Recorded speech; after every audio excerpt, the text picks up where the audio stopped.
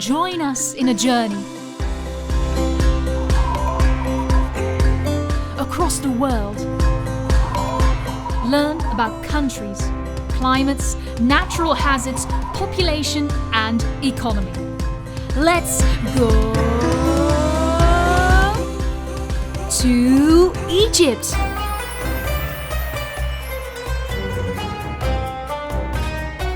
Egypt has 102 million inhabitants, making it the 14th biggest country by population size. Around 10 million live in its capital, Cairo, while another 10 million live in its metropolitan area. Cairo is the second biggest city in Africa, only surpassed by Lagos in Nigeria. Let's take a look at Egypt's landscape. Egypt is the world's most rectangular country. West of the Nile is an immense desert, while the Jilf at Kabir Plateau in the southwest rises to an elevation of 1,000 meters. This plateau is one of the driest places on Earth. The landscape is more mountainous east of the Nile, with hills reaching elevations of almost 2,000 meters. The Sinai Peninsula includes the highest mountain of Egypt, which is Mount Catherine of 2,600 meters. The Sinai Peninsula is also characterized by a desert climate, although it can be much colder due to its elevation. The most important region in Egypt is the Nile Valley and Delta, where 95% of the Egypt population lives. Egypt depends on the Nile for 90% of its fresh water. However, Ethiopia is building the Grand Ethiopian Renaissance Dam at the Blue Nile, the main tributary of the Nile River. Egypt sees this dam as a threat because it relies on the foods and flow of sediments to grow food. Egypt is struck by earthquakes, mainly caused by the divergent plate boundary, which runs from the Gulf of Aqaba through the Red Sea. Most earthquakes register limited magnitude of 4 on a Richter scale.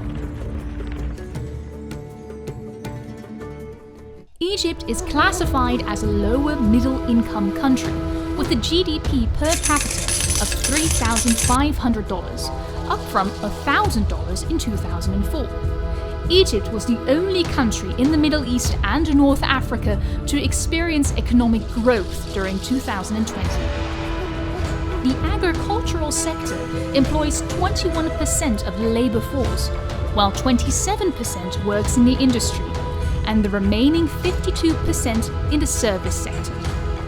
Egypt exports annually $35 to $40 billion worth, which consists of 26% of fossil fuels. Although the United States is Egypt's main export partner, importing 8% of Egyptian exports, 42% of Egypt exports are exported to Asia, mostly to countries in the Middle East, and 35% to Europe. In 2010, Egypt welcomed a record of almost 15 million tourists, which dropped after the Arabic Spring and its aftermath in 2011. In 2019, the number of tourists reached 13 million, but collapsed due to the corona crisis. 65% of the tourists come from Europe, and another 18% of the Middle East. Most tourists visit Egypt because of the sunny and dry climate. Others want to visit the Great Sphinx of Giza or the Valley of the Kings near Luxor. The life expectancy in Egypt has risen from 52 years to 72 years in the last 50 years. Due to this rise, Egypt's crude death rate is low and has decreased between 2001 and 2021 from 6.5 to 7.5. However, with a birth rate of approximately 25, Egypt's population is expanding at an annually rate of 2%. Its population size already doubled between 1985 and 2020, and its population of 102 million inhabitants will probably double to 200 million in the next 50 years. The high birth rate and the low death rate has caused a youth bulge. A large amount of the population consists of young adults. In other countries, this youth bulge has led to an economic boom because these young adults work. In Egypt, however, the youth unemployment is a staggering 40%. These high unemployment rates are generally seen as a possible cause for internal conflicts, and in Egypt, the young adults were indeed at the forefront of the uprisings of 2011.